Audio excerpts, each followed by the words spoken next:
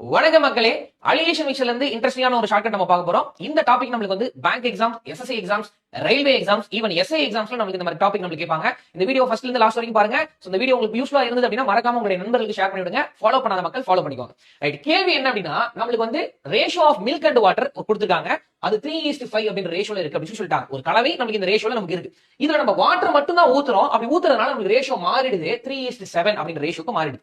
இந்த ட்ரிக் நம்ம எங்க பயன்படுத்தலாம் அப்படின்னு கேட்டீங்கன்னா, நம்மளுக்கு வந்து மில்க் நம்ம ஊத்துறோம், மில்க் ஊத்தல, வாட்டர் மட்டும் தான் நம்ம ஊத்துறோம்.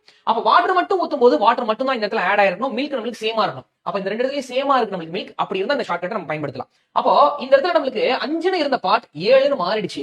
எதனால சார் அந்த மாறி இருக்கு அப்படின்னு கேட்டீங்கன்னா, 10 லிட்டர் மில்க் ஊத்துறதுனால மாறி இருக்கு. அப்ப அந்த 2 பார்ட் தான் 10 லிட்டர். ரேஷியோல 2 பார்ட் அப்படின்றது குவான்டிட்டில 10 லிட்டர். அப்ப 2 பார்ட் நம்மளுக்கு 10 லிட்டர் அப்படின்றது நமக்கு தெரிஞ்சிச்சு இல்லையா? இப்ப இனிஷியல் குவான்டிட்டி ஆஃப் மில்க் எவ்வளவு சார் நமக்கு இருக்கு? நமக்கு இனிஷியலாவும் 3 தான் இருக்கு, ஃபைனலாவும் 3 தான் இருக்கு. அப்ப 3 பார்ட் எத்தனை லிட்டர் அப்படின்றதா சார் கேள்வி.